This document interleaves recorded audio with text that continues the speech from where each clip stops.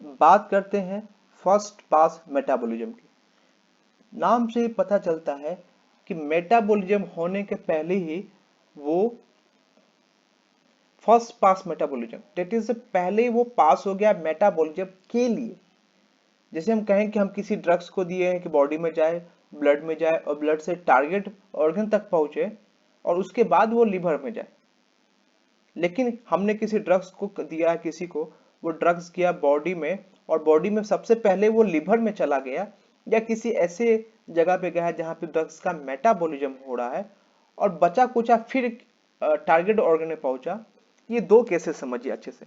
तो first pass metabolism में पहले ही ड्रग मेटाबॉलिज्म के लिए चला जाता है, जबकि होना चाहिए कि ड्रग्स को बॉडी में दिया हमने, जीआईटी ट्रैक में दिया, जीआईटी ट्रैक से ब्लड में जाना चाहिए और ब्लड से वो टारगेट ऑर्गन जहां पे उसकी जरूरत है वहां पे पहुंचना चाहिए। फिर वो बाद में बॉडी, फिर वो बाद में वो लीवर में जाए और लीवर में जाने के बाद वो मेटाबॉलिज्म होके या तो इनर्ट हो और बॉडी से बाहर चला जाए। फर्स्ट पास मेटाबॉलिज्म में ड्रग्स पहले मेटाबॉलिज्म के चला जाता है और बचा कुचा जो ड्रग है, सपोज करो कुछ ड्रग बच गया है जिसका मेटाबॉलिज्म नहीं हो पाया है, 100% में से कुछ ड्रग्स यदि बचे हैं तब हो जाएगा टारगेट ऑर्गन के पास। तो फर्स्ट पास मेटाबॉलिज्म में अमाउंट काफी कम हो जाता है टारगेट ऑर्गन तक पहुंचने का। लेकिन क्या ये सभी रूट्स में देखा जाता है या किसी एक रूट में प्रमुखता से देखा जाता है, इसको भी स्टडी करते हैं हम लोग। यहां हमने केस लिया है ओरल का। ओरल में हमने बात, जिसे हमने इंटेरल भी कहा है, इंटेरल का मतलब होता है जीआईटी ट्रैक।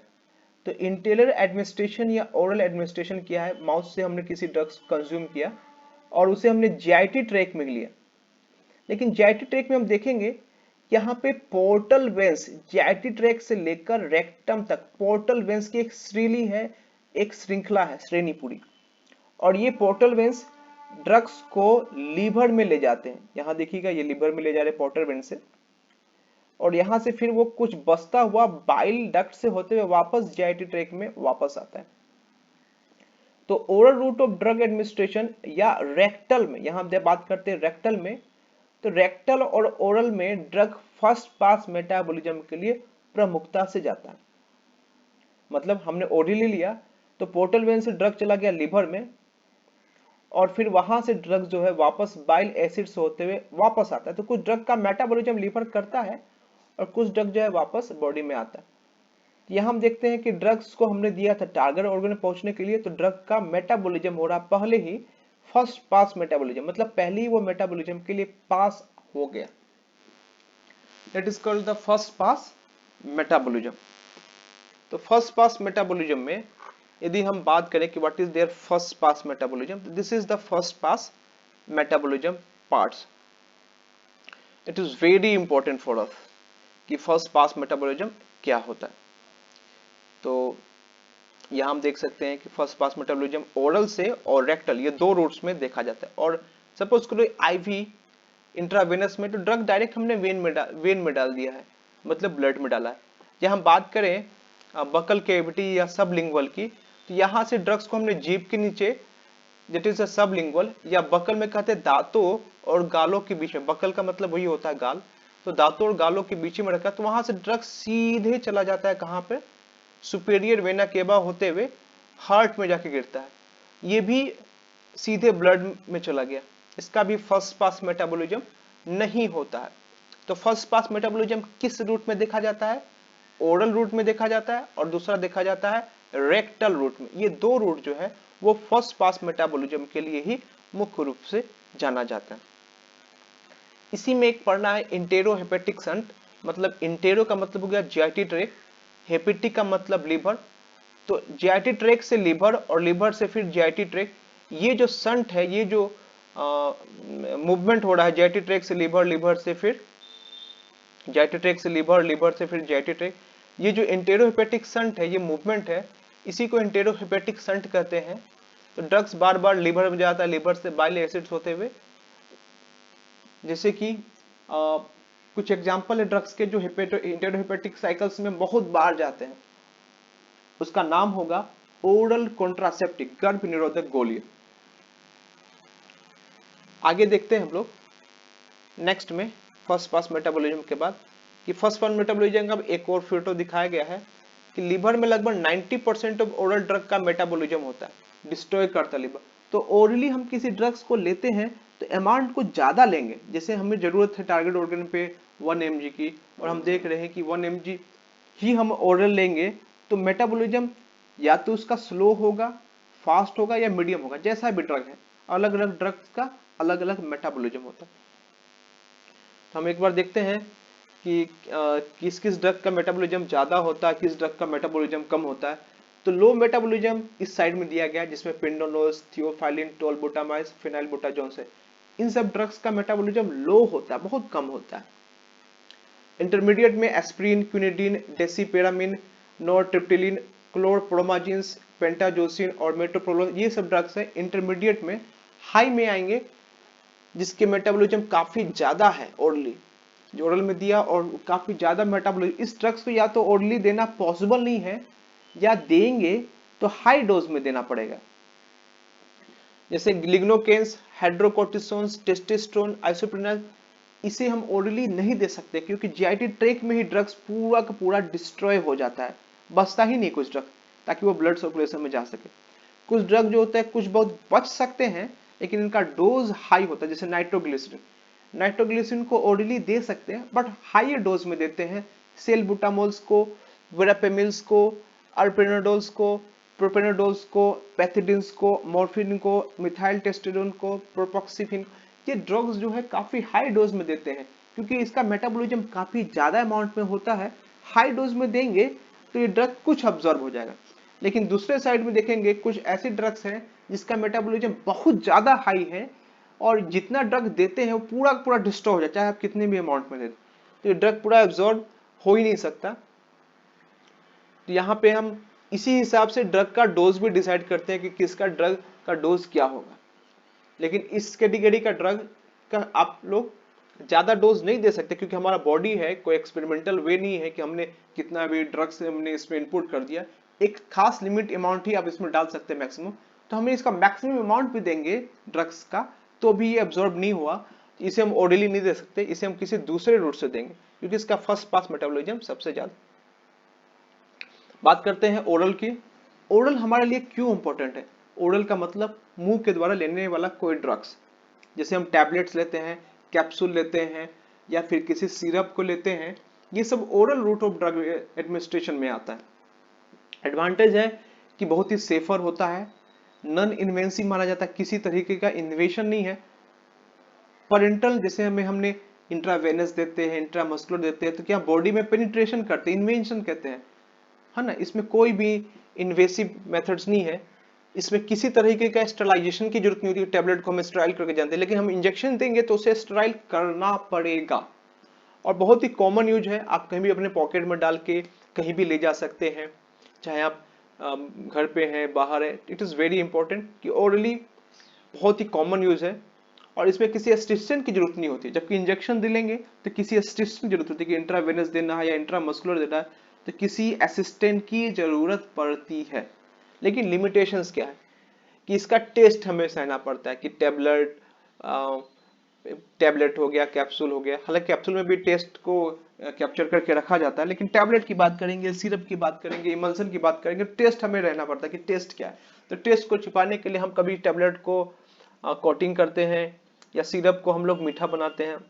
कभी कभी नौसिया वोमिटिंग जैसी भी फीलिंग होती है किसी किसी टैबलेट को खाने में। एक्शन बहुत ही इसका स्लो है।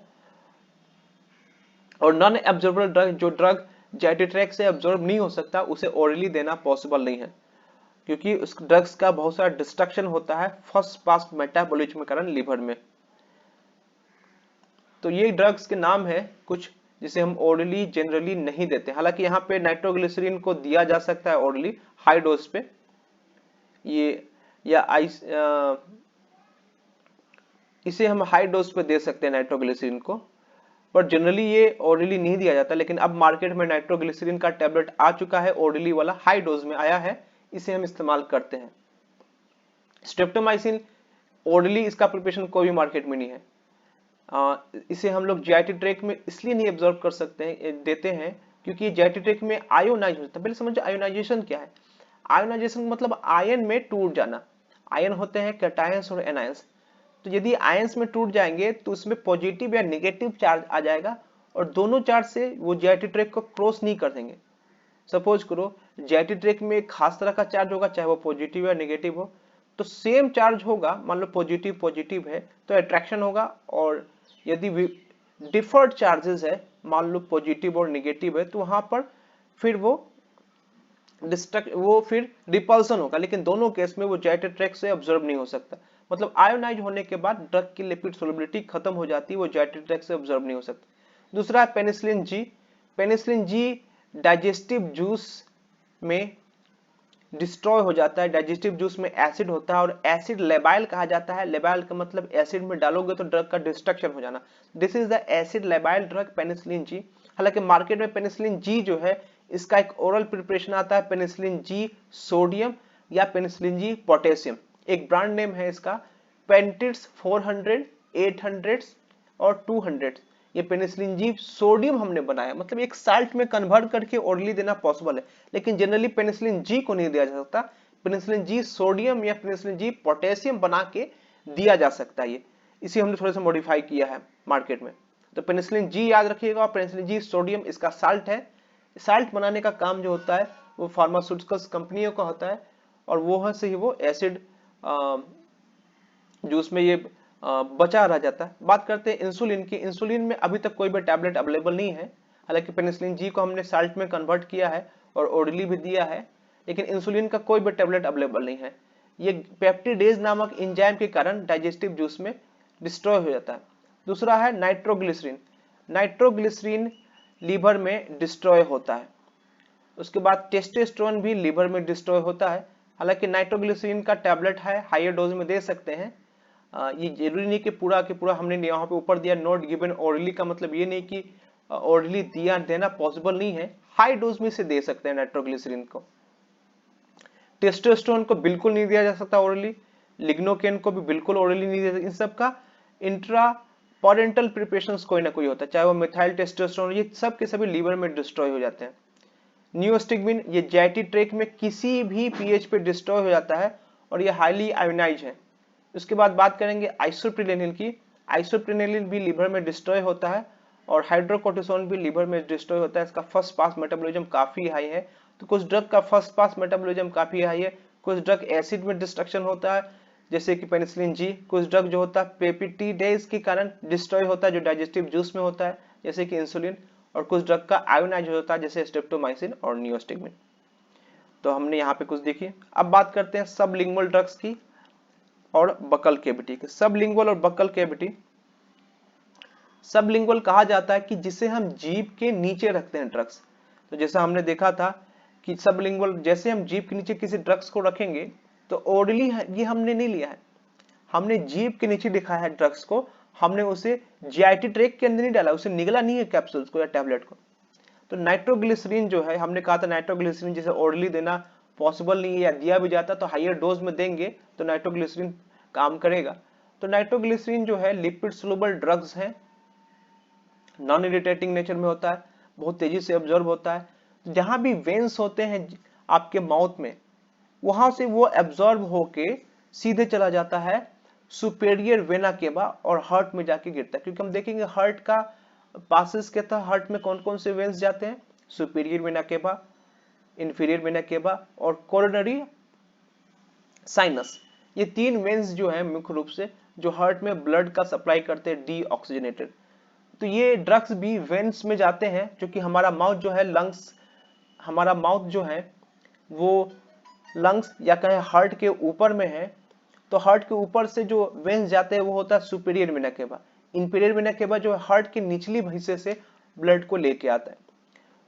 तो सबलिंगुअल कैविटी या बकल कैविटी की यदि चर्चा की जाए तो जैसे हमने ड्रग्स को बकल कैविटी मतलब दांतों और गालों के बीच में रखा है या सबलिंगुअल जीभ के नीचे रखा है, तो वो लिपिड सोलुबल ड्रग जो कि नॉन इरिटेटिंग भी होता है वो एब्जॉर्ब होता है रैपिडली और सीधे सुपीरियर वेना केवा से होते हुए, जो कि मुंह का पार्ट जो है, माउथ जो है वो हार्ट के ऊपर का पार्ट है, तो ऊपर के पार्ट से सुपीरियर वेना केवा होती है जो ब्लड को लेके आती है डीऑक्सीजनेटेड ब्लड को, और कहां पे जाती है, पहला चेंबर में, that is the right atrium में, वहां पे ब्लड्स को ब्लड के साथ साथ ड्रग्स को लेके आता है, और वो ड्रग्स फिर राइट एट्रियम में जाएगा तो हार्ट उसे पंप करेगा, और फिर वो अल्टीमेटली लंग्स से होते हुए फिर वापस हार्ट में जाएगा और फिर पूरे बॉडी में पंप आउट हो जाएगा। तो सबलिंगुअल बॉडी से तुरंत ड्रग्स पहुंचता है पूरे बॉडी में, क्योंकि हार्ट में पहुंचा, हार्ट ने पंप किया, पूरे बॉडी में पहुंचाया, या बकल कैविटी। तो एब्जॉर्प्शन जो होता है बहुत ही रैपिड है, और इसमें लीवर बाईपास किया उन्होंने, क्योंकि लीवर में नहीं गया फर्स्ट पास मेटाबॉलिज्म के लिए, सीधे वो सुपीरियर वेना केवा से होते हुए हार्ट में जाता है, तो बाईपास द लीवर। तो सिर्फ दो रूट है जिसमें बाईपास लिवर नहीं होता है, ओरल और रेक्टल। उसमें फर्स्ट पास मेटाबॉलिज्म होता है जिसमें लिवर में जाना पड़ता है, लेकिन यहाँ पे बाईपास हो गया लिवर को। अब बात करेंगे रेक्टल कैविटी में। तो रेक्टल कैविटी में देखा था कि रेक्टल कैविटी में इरिटेटिंग अनप्लेजेंट ड्रग, वो ड्रग जिससे कि वोमिटिंग होने के चांसेस है, जिसका एब्जॉर्प्शन इरेगुलर है, वैसे ड्रग्स दिया जाता है।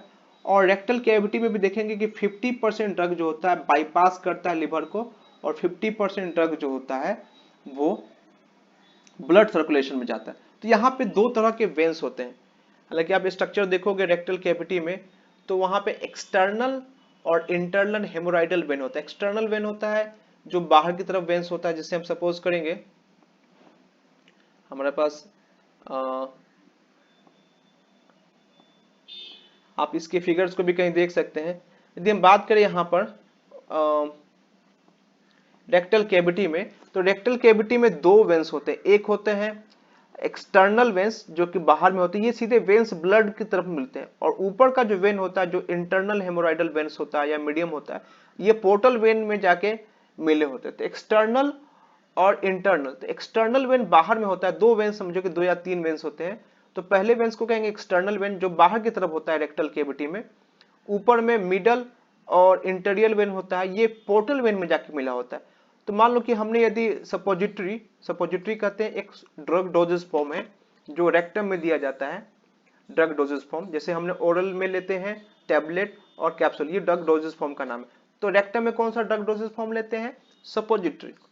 सपोजिटरी को हमने यदि इंसर्ट किया है रेक्टम में, तो यदि हमने थोड़ा सा इसे ऊपर रखा तो ये वेन्स कौन से आएंगे? इंफीरियर और मिडल हेमोराइडल वेन्स। इसको थोड़ा सा नीचे रखेंगे तो यहां पर एक वेन्स है, ये वेन्स आता है एक्सटर्नल वेन। ये एक्सटर्नल वेन जो होता है ब्लड सप्लाई करता है सीधे वेन्स में, that is the external when. आप देख सकते हैं यहाँ पे एक्सटर्नल वेन है, और यहाँ पे ऊपर में जो थोड़ा सा हमने सपोजिटरी को और ऊपर किया है, तो ऊपर करेंगे तो ब्लड सप्लाई जो होगा वो मुख्य रूप से इंटरनल और इंफीरियर वेन। तो हमने एवरेज मान के चले हैं कि 50% जो है बाईपास करता है लीवर को, मतलब सीधे वो एक्सटर्नल वेन में जाएगा और वहां से चला जाएगा वो वेन्स में, और 50% ड्रग जो होता है फर्स्ट पास मेटाबॉलिज्म को ले जाता है और वो पहुंचता है लिवर में। तो 50% ड्रग लिवर में पहुंचता है और 50% ड्रग जो होता है वो बाईपास करता है लिवर को। ये एक एवरेज कैलकुलेशंस किया गया है रेक्टल कैविटी के लिए कि किस तरह से बाईपास करता है। अब बात करते हैं हम लोग कुटेनियस रूट में, लेकिन देखते हैं यहाँ पे 50% ड्रग में कौन कौन देते हैं। इंडोमेथासिन, इसे ओरली भी लिया जा सकता है। डाइजेपाम, इसे ओरली भी लिया जा सकता है, रेक्टली भी लेते हैं। अर्गोटामिन ओरली भी लेते हैं, और पैरेलडिहाइड इसे मुख्य रूप से रेक्टल रूट से ही लिया जाता है। अब बात करते हैं cutaneous route of drug administration की। कुटेनियस रूट में देखेंगे कि कुटेनियस में हमने हाईली सोलुबल ड्रग्स देता है जिसे हम स्किन पे अप्लाई करते हैं। इसका स्लो और प्रोलॉन्ग एब्जॉर्प्शन होता है, लेकिन इसके पहले हम लोग थोड़ा सा रेस्ट लेते हैं।